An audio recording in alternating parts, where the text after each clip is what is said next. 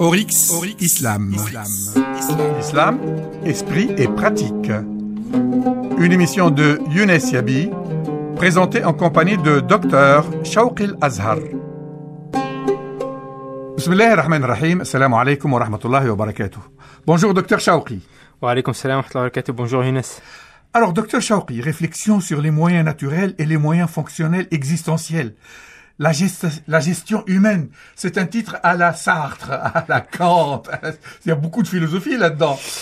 Oui, c'est un peu, effectivement, quelque peu philosophique, mais ça rejoint tout à fait... Je trouve très philosophique. C'est très philosophique, mais en fait, c'est des concepts existentiels qui relèvent, en fait, de la conception coranique, ouais, de l'existence même de l'être humain. Parce que c'est des concepts, des notions qu'on retrouve dans le Coran, la notion de khilafa, oui, la notion de amana, toutes ces notions-là, c'est des notions existentielles qui relèvent de la cosmologie islamique, la vision islamique de l'existence de l'être humain, de sa nature, de sa fonction.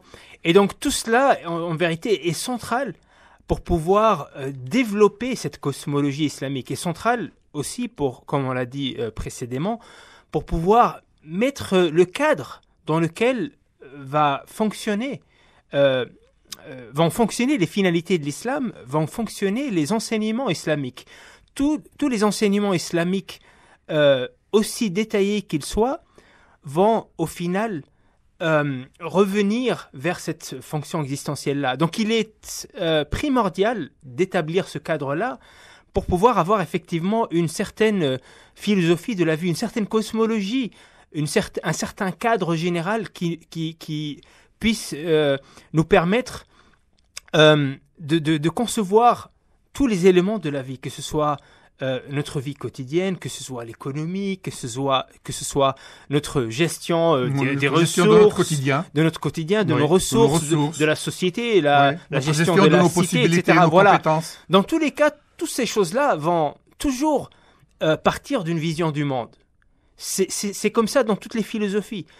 Tout s'inscrit toujours dans une vision du monde. Maintenant, la question qu'on se pose ici, quelle est la vision du monde de l'islam ? Voilà. Ouais. Dans tous les cas, même chez les anciens, ils avaient une vision du monde. Elle n'était pas toujours théorisée, elle n'était pas toujours mise à l'écrit. Vous parlez des pré-islamiques ? Non, pré-modernes, des savants pré-modernes, ou même pré-islamiques. C'est vrai pour toutes les sociétés. Il y a toujours une vision, une conception du monde. Y a-t-il un au-delà ou non ? L'humain, c'est la plus grande question. Voilà, quelle est sa nature ? D'où vient-il ? Quelle est sa fonction ? Pourquoi on est là ? Etc. Donc, est-ce que le Coran n'a pas donné la réponse à ces questions-là ? Oui, mais après, toute la question est, est-ce qu'on va s'arrêter à la seule lettre du Coran ? Ou est-ce qu'on va essayer de lire le Coran d'une lecture inductive, d'une lecture, c'est-à-dire globale, pour essayer de tous ces éléments que le Coran nous donne. Précisez inductive, s'il vous plaît.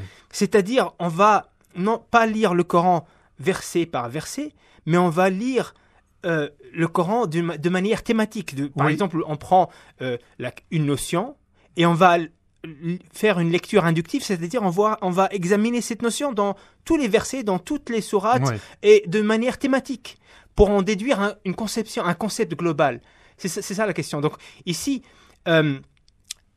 l'enjeu, c'est de ne pas s'arrêter seulement à un verset, mais de lire le Coran en tant que comme un ensemble cohérent.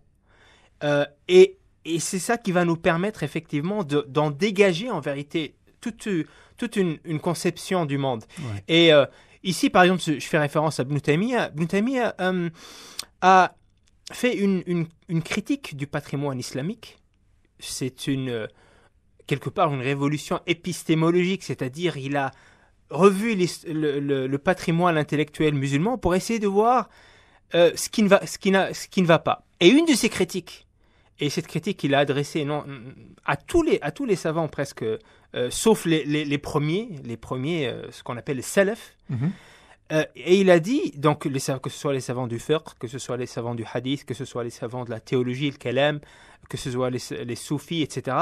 Il a dit le problème, maintenant je fais référence aux savants du hadith et aux savants du fiqh, il a dit leur problème, c'est que souvent, ils ont limité la rationalité du Coran à la seule lettre du Coran. Alors que, C'est le cas, c'est vrai ça.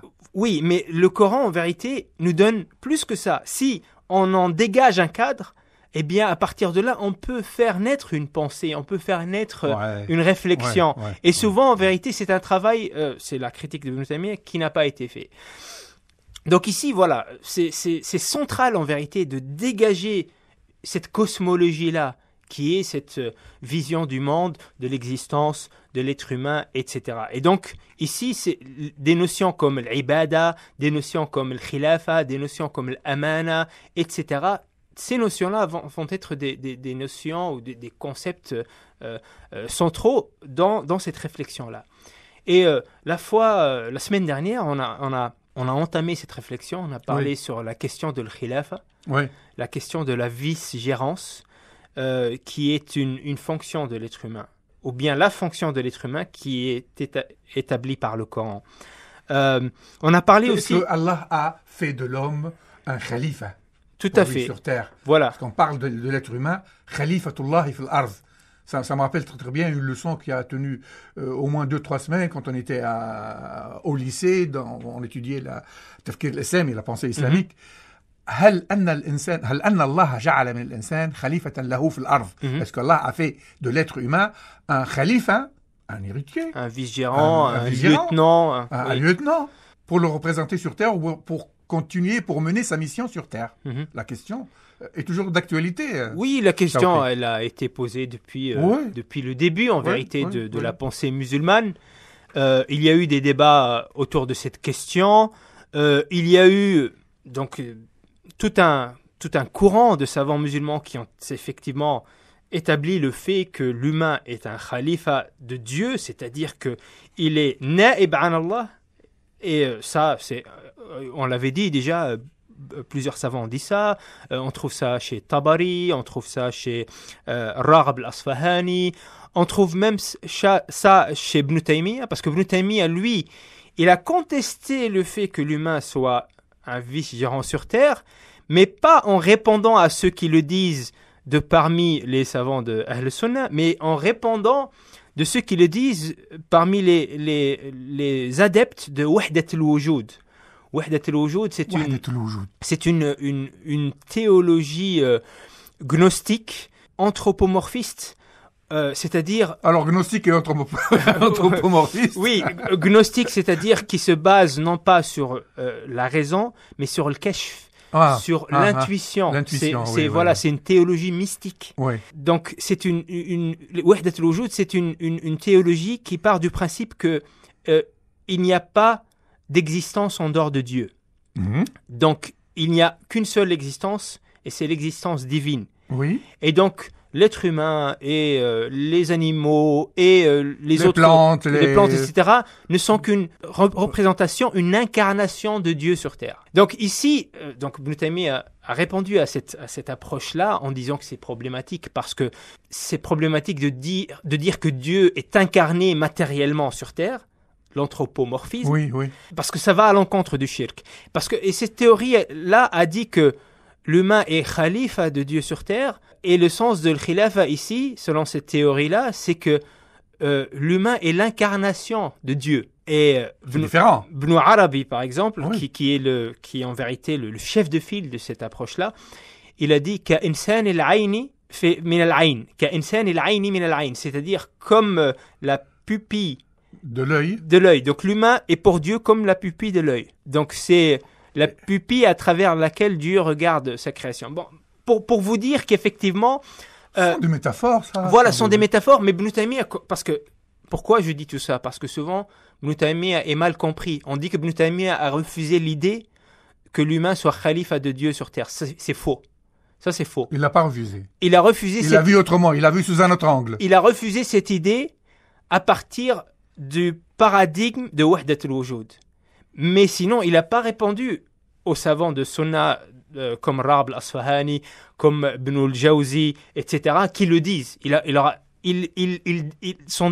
Ses propos ne portaient pas sur ça. Ses propos portaient sur la vision de la vigérance en tant qu'incarnation de Dieu sur terre. Et c'est ça qui lui posait problème. Donc, mais sinon, à part ça, il dit clairement que si on veut dire par Na'ib an Allah, c'est-à-dire quelqu'un qui substitue Dieu sur terre, il a dit, si on veut dire par là que l'humain, il est Na'ib an Allah dans l'application de sa révélation, c'est correct de le dire. C'est ce qu'il dit Ibn Taymiyyah.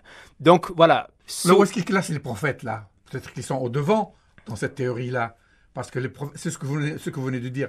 Personnellement, je ne peux pas le percevoir, le voir s'appliquer sur les êtres humains, mais sur les prophètes, ça se rapproche. Non, mais même sur l'être humain, parce que l'être humain, sa fonction, c'est d'être khalifa, c'est-à-dire que Dieu lui a donné, on l'avait expliqué plus ou moins la semaine dernière, sûr, oui. Dieu, il a un attribut qui s'appelle le mudabbir. Oui. Yudabbiru al-amra min as-sama'i ila al-ard. C'est lui qui gère tout. Qui gère tout. Ça, c'est un attribut divin. Mais il a mandaté l'être humain en lui déléguant une partie de sa gestion. Ah, là, on vous comprend mieux. Voilà. Ah, là, personnellement, je vous comprends beaucoup mieux. Voilà. Donc, c'est ça d'être khalifa. Dieu, c'est lui qui gère tout. Mais il a demandé à l'humain de gérer une partie de cette responsabilité qui lui revient. Oui. Donc, il a délégué à l'être humain, par exemple, la gestion des ressources naturelles. Par exemple, oui. La gestion, et donc ça c'est les 3 éléments. Ici on vient en vérité aux 3 éléments qui représentent la fonction existentielle de l'être humain et qui nous expliquent c'est quoi le khilafa. Dans quoi l'être humain il est le vice-gérant. Le vice-gérant. Voilà, donc quelle est la partie de la responsabilité divine qui a été déléguée à la responsabilité humaine. À l'être humain. Et donc c'est 3 choses. Oui, alors? Première des choses, c'est la gestion de soi, la gestion de son monde intérieur. Oui. Vous savez, beaucoup de savants, et notamment Ibn Taymiyyah, qui reprend ça d'autres savants, disent « l'insan al-alam saghir ». Donc c'est la notion de microcosme. Il y a le macrocosme et le microcosme. Voilà. Le macrocosme, c'est l'univers. Oui. Et le microcosme, c'est l'humain. L'humain qui, lui, en vérité, est une synthèse de l'univers. L'humain est une synthèse de l'univers. Ah, ça c'est très bien exprimé, bravo. C'est voilà. très bien exprimé, donc il résume en lui tout ce qu'il y a dans l'univers. Et par exemple, on trouve dans le Coran « Inna Ibrahima kana ummatan ». Oui. Donc Ibrahim était une nation. Toute une nation. Donc il y avait en lui donc cet univers qui était géré comme on gère une nation tout entière. Donc l'humain est le microcosme et sa première responsabilité c'est de gérer ce microcosme. C'est comme on voit l'univers, il est géré par Dieu. Il y a une harmonie universelle. Oui.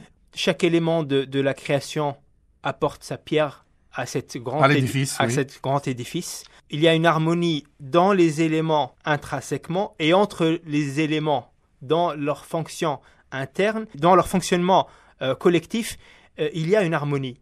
Maintenant, l'humain est tenu de créer une harmonie en lui-même aussi, en tant que microcosme. Et ça, c'est la première partie de la responsabilité humaine en tant que khalife. Dieu lui a délégué cette responsabilité-là. On voit que Dieu gère tous les éléments, par exemple les animaux. Dieu nous dit dans le Coran « Alladhi a'ata kulla shay'in khalqahu thumma hada » C'est lui qui a donné à toute chose une nature propre. Oui. Thumma hada, et puis il a guidé. Ça c'est vrai pour toute chose, que ce soit l'animal, que ce soit les autres créatures ou que ce soit l'être humain. Maintenant, la différence entre l'être humain et les autres créatures, c'est quoi? Lui aussi, il a eu une nature propre et lui aussi, il a été guidé. Guidé vers quoi? Guidé vers la préservation de cette nature afin d'être fidèle à sa fonction. Voilà. La différence maintenant entre l'être humain et les autres éléments de la création, c'est que la gestion de cette guidance ou bien la préservation de cette nature afin que cette fonction existentielle soit réalisée dans les autres créatures, elle est garantie par Dieu. Donc, c'est-à-dire un animal, par exemple, il a une nature propre et il ne peut pas outrepasser sa nature. Et donc, de ce fait, il va faire ce pourquoi il a été créé de manière spontanée, de manière instinctive. Alors que l'humain, lui, il a eu la responsabilité de faire ça de par ses propres moyens, de préserver sa nature. Parce qu'Allah subhanahu wa ta'ala l'a favorisé en lui donnant cette responsabilité, voilà, il l'a favorisé en lui donnant un cerveau, mais le cerveau, pourquoi l'humain a-t-il eu ce cerveau? Justement pour pouvoir réaliser cette fonction, pour pouvoir avoir cette conscience et réaliser cette fonction et identifier comment la réaliser, identifier la vérité pour pouvoir préserver sa nature. Et ça, c'est la première fonction la première gestion que Dieu lui a déléguée. Et ici, la preuve que c'est l'humain qui est censé gérer et que Dieu lui a délégué cette gestion, c'est que ça va mal à l'intérieur de l'humain souvent. Et ça prouve que Dieu a délégué cette fonction à la gestion humaine. Et si ça va mal, c'est que c'est l'humain qui gère. Et c'est que l'humain, souvent, sa gestion n'est pas à la hauteur. Est-ce que c'est Allah qui a voulu que cette gestion ne soit pas à la hauteur? C'est Allah qui a, bien sûr, parce que dans la foi musulmane, on croit qu'il n'y a rien qui sort de la volonté divine. Voilà. Il n'y a rien qui sort de Oui. cette volonté divine. Oui. Mais au final, c'est normal que ça ne va pas toujours bien à l'intérieur de l'être humain. Et ce que Dieu demande à l'être humain, c'est pas qu'il soit parfait, qu'il soit un ange. Ce que Dieu demande à l'être humain, c'est de œuvrer, cheminer vers le bien, vers cet idéal-là. Mais Dieu sait très bien que l'humain va faillir souvent, mais l'objectif c'est de cheminer, l'objectif c'est de faire l'effort. Et on trouve dans un hadith où le prophète sallallahu alayhi wa sallam dit « Law lam tudhnibu », donc c'est un hadith qudsi. Oui. Un hadith qudsi, c'est-à-dire que le prophète sallallahu alayhi wa sallam le dit, mais il dit Dieu a dit. Oui. Law lam tudhnibu la dhahaba Allahu bikum. Si, donc Dieu s'adresse à l'être humain, il dit si vous arrêtez de faire des péchés, si vous ne péchez plus, la dhahaba Allahu bikum, Dieu va vous faire disparaître. Et va vous remplacer. Allah nous encourage à faire du mal. Là. Et va vous remplacer par un peuple que lui commet des péchés, mais il se repent à Allah. Donc ici, c'est normal de se tromper. Au contraire, c'est même quelque chose qui va nous permettre d'apprendre et de se renforcer et de repartir sur ce chemin, sur ce cheminement vers nous-mêmes et vers Dieu d'un bon pas. Et donc l'objectif, c'est cette œuvre, l'objectif c'est ce cheminement perpétuel vers le bien, vers l'éthique. Merci Dr Chawri. Là, vous finissez l'émission sur une question, c'est-à-dire sur un point qui va laisser nos auditeurs attendre toute la semaine pour voir la suite. Parce que cette question-là a toujours été posée. Est-ce que c'est Allah qui nous pousse à faire du mal pour après, c'est-à-dire le jour de l'au-delà, le jour de la résurrection, on lui rend compte de ce qu'on a fait pour voir, pour nous examiner, pour nous tester, pour voir si on va suivre très très bien ses consignes, sa guidée ou pas, ou bien c'est nous qui péchons et c'est Allah qui nous punit par la suite, nous sanctionne par la suite. On se retrouve vendredi prochain pour parler de cela, Dr Chawri. Merci, restez sur Oryx FM, au revoir. Oryx Islam.